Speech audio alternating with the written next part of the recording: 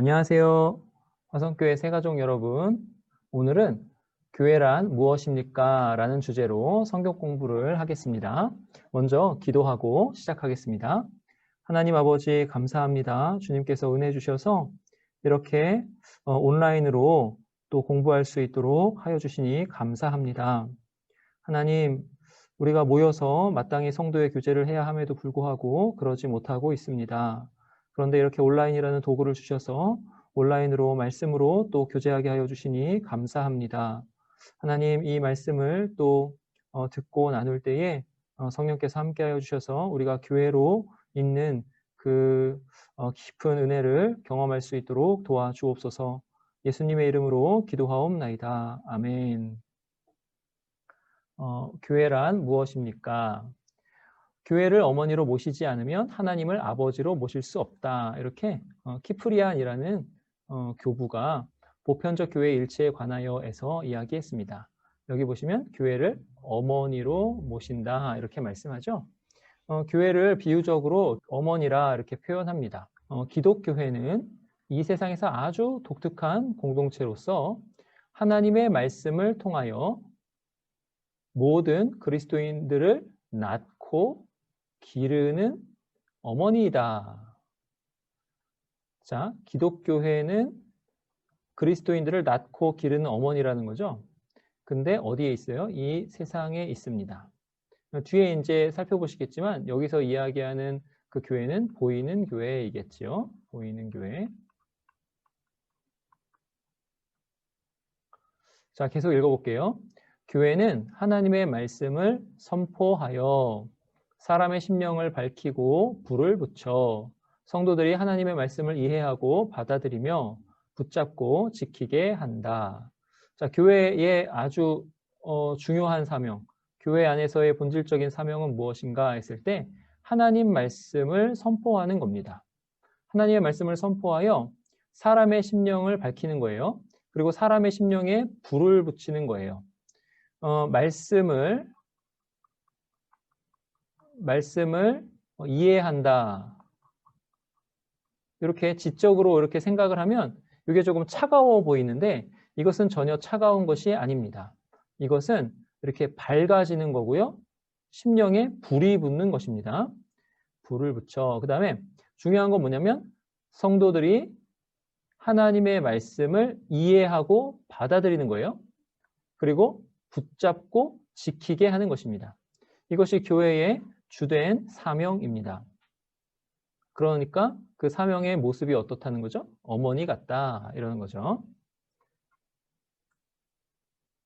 자, 그리고 우리 칼빈 선생님은 이렇게 말씀합니다. 앞에는 이제 루터 선생님의 말씀이고요. 이제 칼빈 선생님은 이렇게 말씀합니다.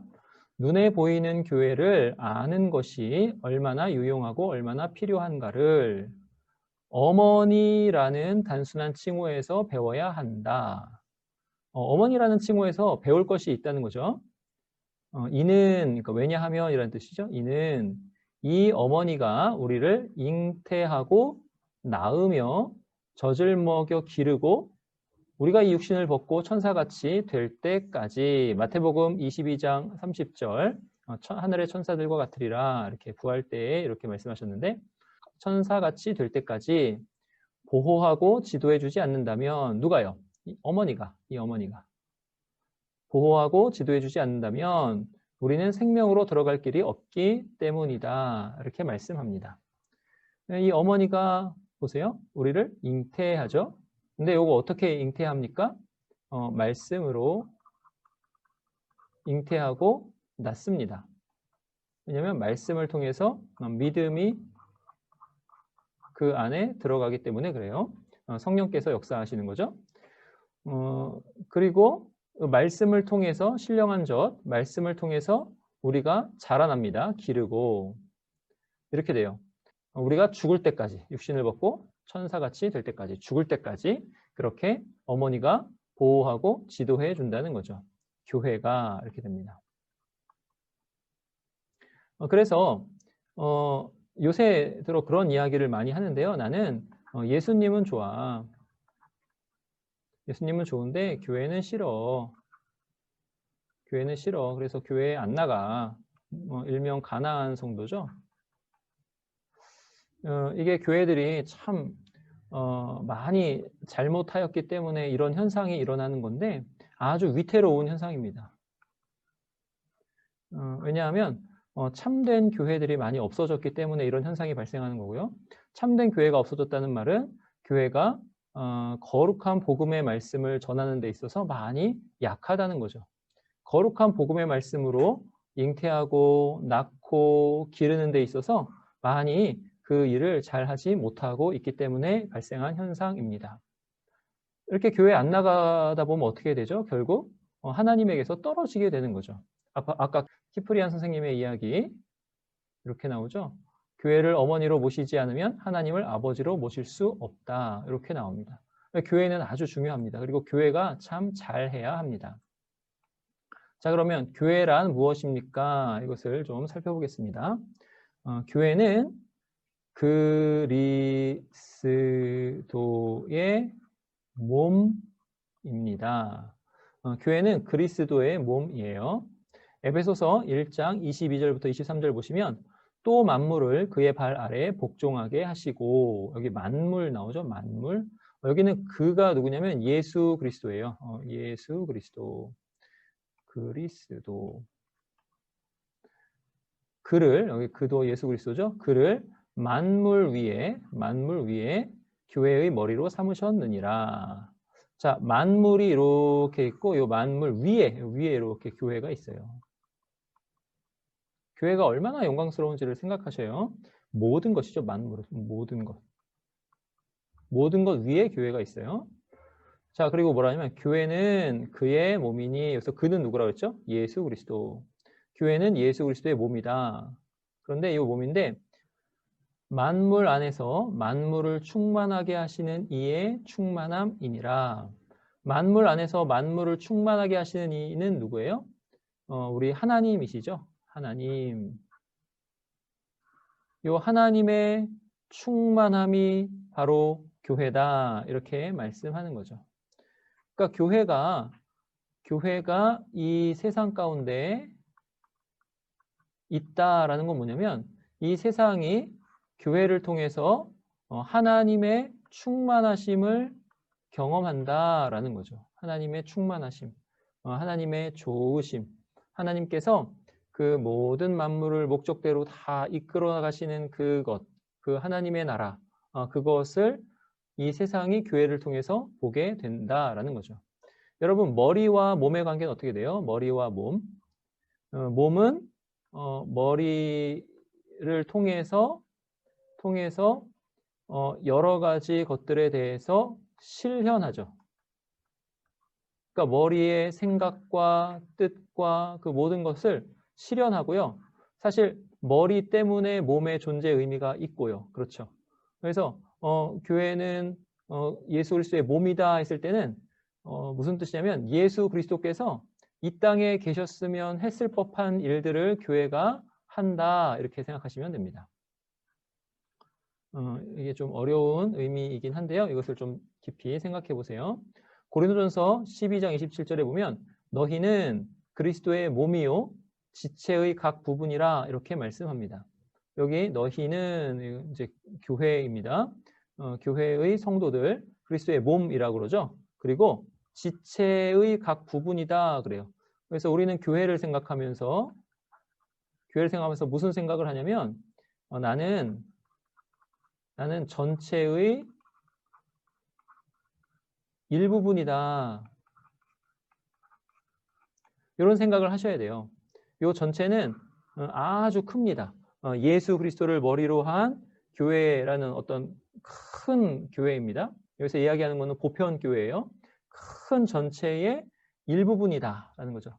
그러니까는 아주 작은 지체에서의 어떤 세포다. 또는 어떤 기능을 하는 지체다. 이렇게 생각하시면 돼요. 이 지체라는 거는 뭐예요? 눈이 있고 뭐 코가 있고 또는 손이 있고 발이 있고 이런 거죠. 지체는 기능을 뜻합니다. 그러니까 내가 모든 어떤 교회를 결정짓는 어떠한 그런 존재가 아니라 나는 이 일부분 안에서 아주 작은 기능을 하지만 없어서는 안 되는 지체로서의 기능을 하는 존재다. 이렇게 생각하시면 됩니다.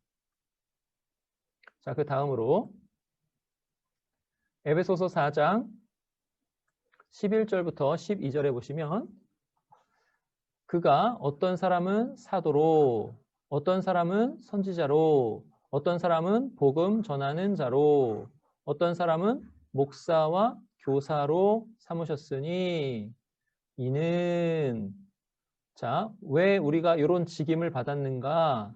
자, 이건 다 직임이에요. 직임.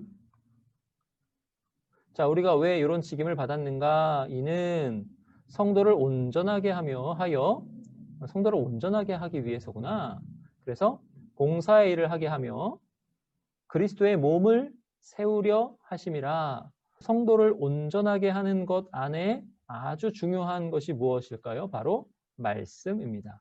교회는 말씀으로 그 속한 성도들을 낳고 기르고 온전하게 하는 공동체가 바로 교회입니다. 그리고 봉사의 일도 하게 하는 거예요. 근데 봉사의 일을 나의 열심으로 하는 것이 아니라 무엇으로 하는 거예요? 말씀으로, 믿음으로 하는 거예요. 그렇게 해가지고 결국에 세워지는 건 뭐예요? 그리스도의 몸입니다. 그래서 교회는 그리스도의 몸입니다. 두 번째로 교회는 하나님의 전이요 진리의 기둥과 터입니다. 이렇게 돼요. 교회는 하나님의 전이요 진리의 기둥과 터입니다. 디모데전서 3장 15절에 보시면 만일 내가 지체하면 너로 하여금 하나님의 집에서 이렇게 나오죠. 하나님의 집에서 어떻게 행하여야 할지를 알게 하려 함이니 이 하나님의 집은 살아계신 하나님의 교회라 이렇게 얘기하죠. 그러니까 교회는 하나님의 집이에요. 그리고 진리의 기둥과 터니라 이렇게 말씀합니다. 여기 보시면 첫 번째 개념이 하나님의 집이죠. 요거 잘못했네요. 교회는 하나님의 집입니다.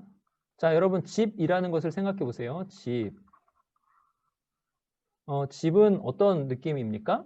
집은 쉼과 또 연결이 되죠. 집에 가면 우리는 쉽니다. 교회는 하나님의 집이라고 해요. 하나님께서 쉬신다라고 하죠. 하나님께서 거하신다 이렇게 돼요. 옛날에 이제 성전도 하나님께서 거하신다, 거하심. 자, 이렇게 되는데요. 이 개념은 이제 앞에도 설명을 한번 드렸지만 예수 그리스도 안에서 하나님께서 온전히 쉬신다 이런 뜻이죠. 예수 그리스도 안에서. 예수 그리스도 안에서 무엇을 쉬시는 거예요? 세상의 죄를 향한 하나님의 진노가 쉬는 것입니다. 그러니까 예수 그리스도 안에서 쉬신다, 또 집, 거하신다, 사신다, 거기서 살다, 사신다, 이렇게 되는 거죠. 생활하신다, 거기 계신다. 그래서 하나님의 집이다라는 말, 그래서 교회는 하나님의 집입니다. 그러면은 교회는 어떤 건물이 아니라 그랬죠?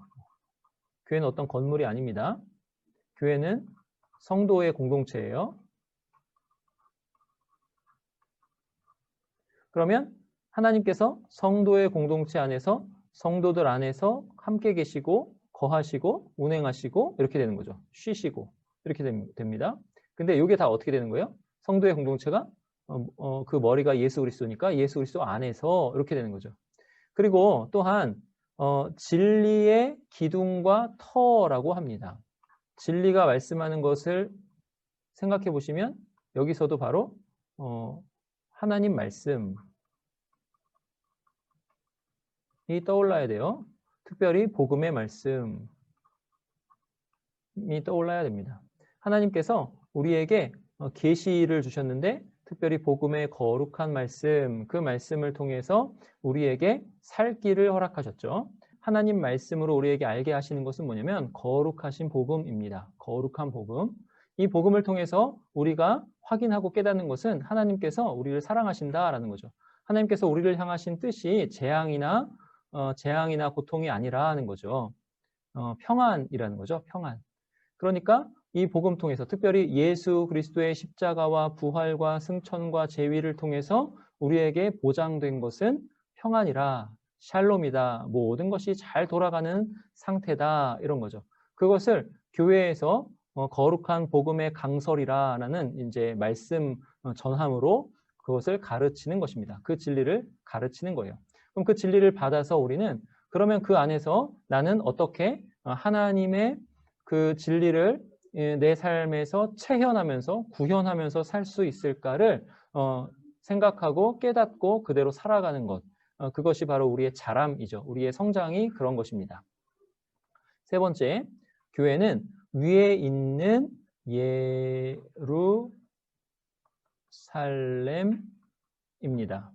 여기 위에 있는 예루살렘 이렇게 나오죠. 오직 위에 있는 예루살렘은 자유자이니 곧 우리 어머니라, 이렇게 말씀합니다. 지금 사라와 하갈을 이렇게 설명하면서 이 사라와 하갈이 의미하는 바가 무엇인가 이렇게 말씀하는 거예요. 사라는 자유한 여자, 하갈은 종, 이렇게 되죠. 그럼 우리는 사라의 자녀들이니까 우리는 자유자다, 이렇게 나오는 거죠. 약속의 자녀이기 때문에 자유자다, 이렇게 되는 거예요. 요 위에 있는 예루살렘 개념과 반대되는 개념이 땅에 있는 예루살렘입니다. 예루살렘이에요. 근데 이거를 좀 잘 생각할 필요가 있습니다. 여러분, 교회가 위에 있는 예루살렘이에요. 땅에 있는 예루살렘과는 관계가 없어요.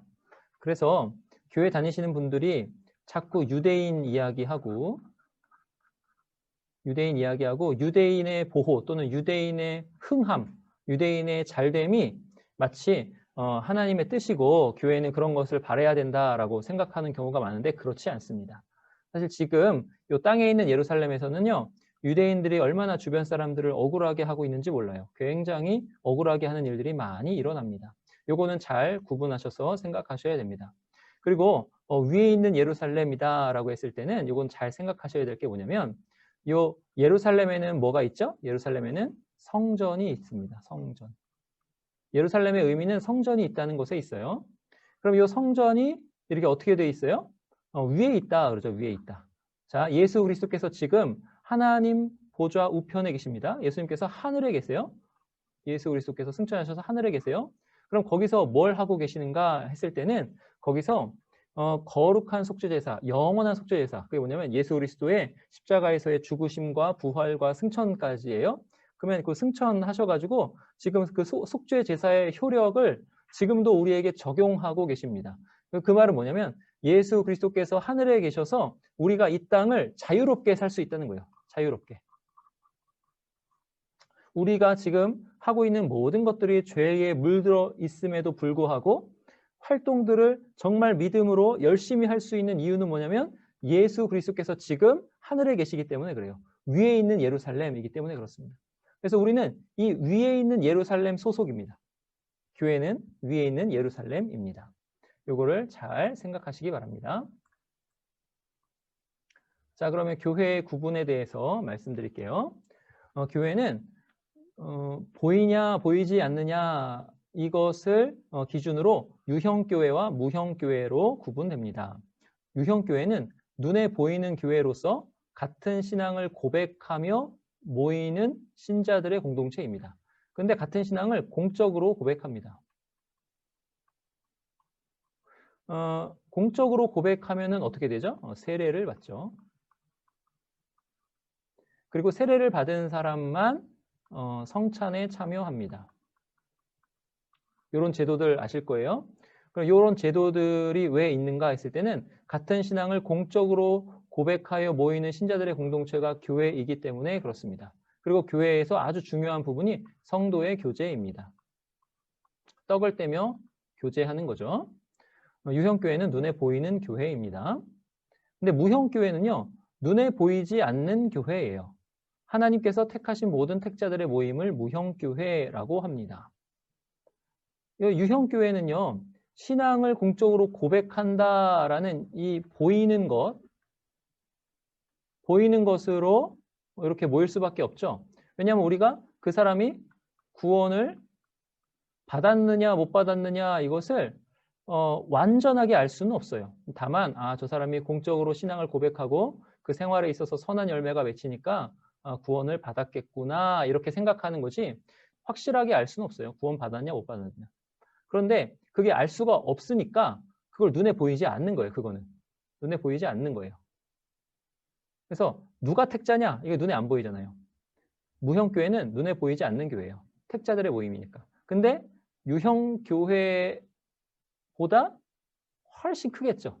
훨씬 크겠죠. 왜 크냐면 역사상 오고 오는 하나님의 택자들의 모임 그리고 앞으로 있을 택자들의 모임 다 하면 얼마나 크겠어요. 그 교회가. 셀 수 없는 무리라고 하죠. 수많은 무리라고 합니다. 이게 무형교회입니다. 요거 교회를 이야기할 때는 교회라는 한 단어 안에 어떨 때는 유형교회라고 쓰고 어떤 때는 무형교회를 의미하는 것으로 쓸 때가 많이 있어요. 그래서 이런 것들을 구분해서 생각해 놓으시면 됩니다. 자, 그리고 교회를 또 보편적 교회와 지역교회 이렇게 구분할 수 있는데요. 앞에는 눈에 보이냐 보이지 않느냐고 이거는 보편적 교회냐 또는 지역에 있는 교회냐 이렇게 구분하는 것입니다. 하이델베르크 요리문답 제54문에 보면요. 거룩한 보편적 교회에 관하여 당신은 무엇을 믿습니까? 이렇게 나오는데요. 거룩한 보편적 교회라는 표현이 있죠. 그럼 거룩한 보편적 교회가 어떤 것이고 또 당신은 무엇을 믿느냐라는 거죠. 나는 하나님의 아들이 세상의 처음부터 마지막 날까지 여기 보세요. 세상의 처음부터 마지막 날까지 모든 인류 가운데서 영생을 위하여 선택하신 교회를 여기까지 보시면 거룩한 보편적 교회는 유형교회, 무형교회로 따지자면은 무형교회겠구나. 눈에 보이지 않는 교회겠구나. 그러니까 이제 무형교회라서 형태가 없다라는 것이 아니라 눈에 보이지 않는다라는 거예요. 눈에 보이지 않는 교회겠구나 이렇게 생각하시면 돼요. 그런데 이것을 보편적 교회다 이렇게 함으로써 지역교회와 구분해서 이야기하는 거죠. 아까 유형교회, 무형교회는 눈에 보이냐 안 보이냐로 구분하는 거고 거룩한 보편적 교회냐 지역교회냐 이것은 뭐냐면 화성교회도 교회잖아요. 그러니까 이 지역에 있는 교회냐 아니면 전체를 다 포괄하는 교회냐 이렇게 그것을 구분하는 것입니다. 하나님의 아들이 세상의 처음부터 마지막 날까지 모든 인류 가운데서 영생을 위하여 선택하신 교회. 이게 거룩한 보편적 교회입니다. 이 교회를 참된 믿음으로 하나가 되도록 그러니까 이 교회와 내가 하나가 되는 거예요. 하나가 되도록 그의 말씀과 성신으로 자신을 위하여 불러 모으고 보호하고 보존하심을 믿습니다. 이 교회의 머리가 예수 그리스도시죠. 그리고 우리는 그의 몸이죠. 그러면 이 교회와 그리스도께서 하나이신 거죠. 그래서 그렇게 하실 때는 어떻게 하세요? 여기 말씀 나오죠. 말씀으로. 그리고 성신으로, 성령 하나님이라는 뜻이에요. 성신으로 자신을 위하여, 우리 주 예수 그리스도의 영광을 위하여, 우리 주 예수 그리스도를 위하여 불러 모으세요. 불러 모으시고, 자, 불러 모으실 때 어떻게 모으신다고요? 말씀과 성령 하나님으로. 그리고 보호하셔요. 보호하실 때도 어떻게 해요? 말씀과 성령 하나님으로. 자, 보존하셔요. 보존하시면 어떻게 보존하셔요? 말씀과 성령 하나님으로 보존하십니다. 이렇게 돼요. 나도 지금 이 교회의 살아있는 지체이며 내가 지체라는 거죠. 앞에서 설명했습니다. 영원히 그리할 것을 믿습니다. 그러니까 지금도 지체이지만 앞으로도 영원히 그 교회에 살아있는 지체일 것을 믿습니다. 이렇게 된 거예요. 나는 지금 교회의 작은 부분이라는 거죠. 교회의 작은 부분. 이 교회의 작은 부분으로서 큰 교회를 이루어서 어떻게 해요? 거룩한 보편적 교회를 이루어서 그리스도와 하나가 된다라는 거죠. 그렇게 돼서 예수 그리스도 안에 거하는 거죠. 그러면서 이 작은 부분이니까 뭘 해야 돼요? 어떤 기능을 해야 되는 거죠. 지체로서의 기능을 해야 되는 것입니다. 이게 거룩한 보편적 교회라는 거예요. 그럼 우리는 이 교회를 생각할 때 이런 것을 믿어야 된다는 것입니다. 그럼 지역교회는 무엇일까요? 지역교회. 여기 갈라디아서 1장 2절에서 3절 보시면 사도된 바울은 함께 있는 모든 형제와 더불어 여기 나와요. 갈라디아 여러 교회들에게 우리 하나님 아버지와 주 예수 그리스도로부터 은혜와 평강이 있기를 원하노라. 여기 갈라디아 로마의 도라고 생각하시면 됩니다. 로마의 어떤 주 정도로 보시면 돼요. 그러니까 이제 큰 지방이에요. 로마의 어떤 지방. 그 밑에는 도시가 있겠죠. 도시. 도시보다 좀 큰 지방이라고 생각하시면 돼요.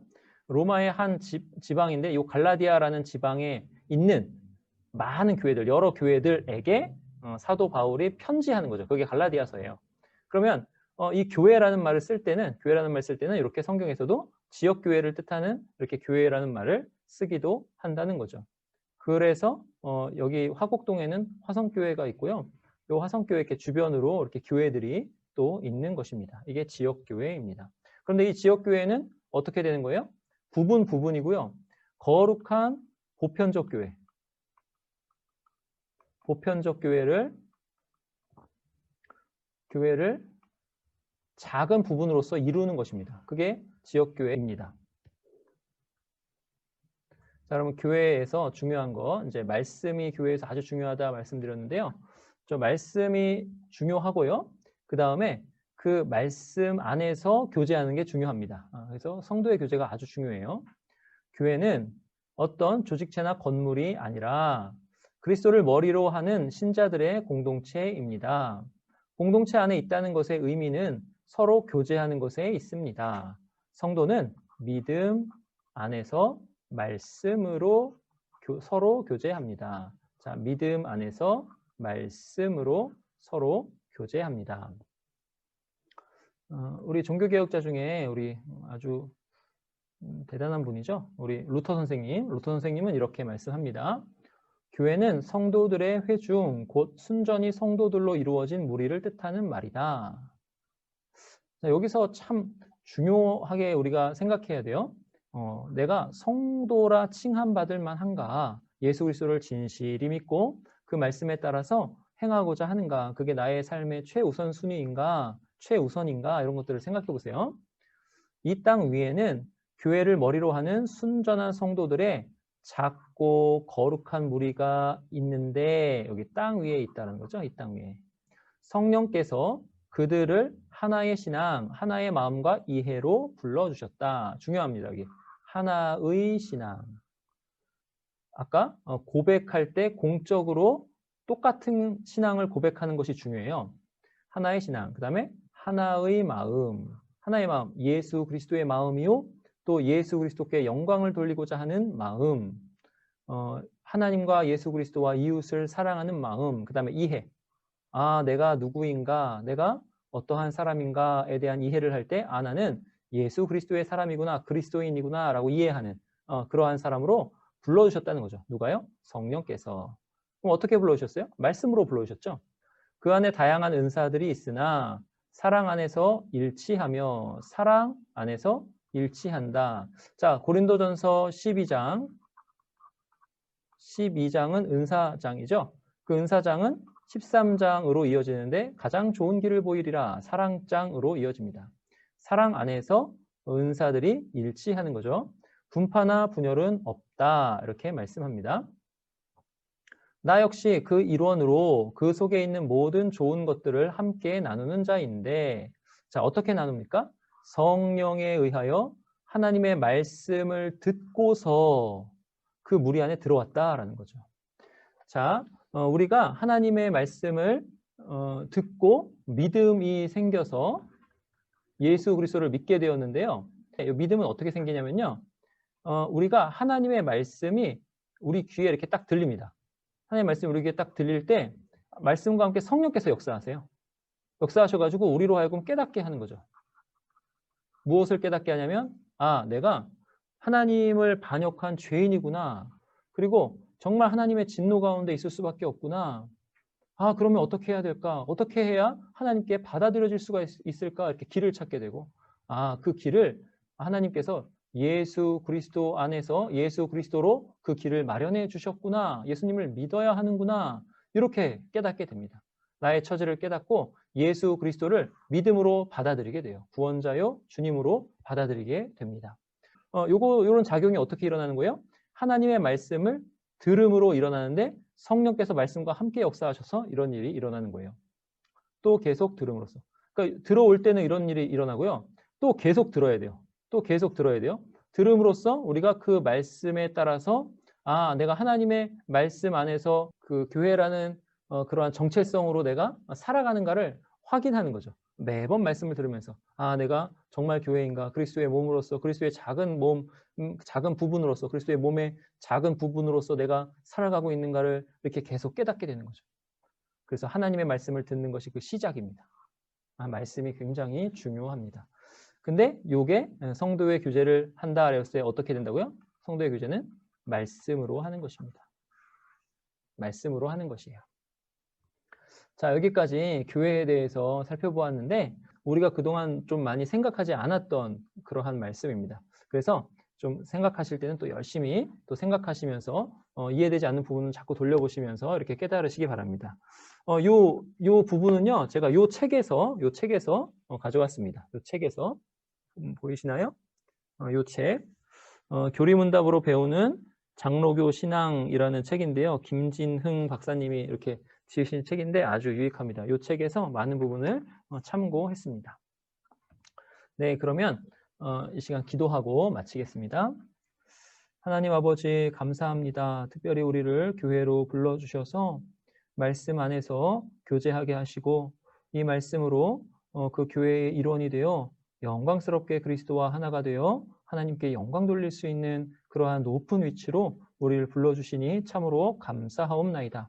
하나님, 우리가 사랑 안에서 우리의 은사를 잘 사용하여서 성도가 온전하게 되고 서로 유익하게 되는데 우리를 사용하여 주시고 특별히 이 새가족 성경 공부를 통해서 화성교회라는 이 지역교회 안으로 잘 들어와서 말씀으로 교제할 때 우리 새가족들 믿음이 더 성장할 수 있도록 도와주시옵소서. 감사드리고 예수님의 이름으로 기도하옵나이다. 아멘.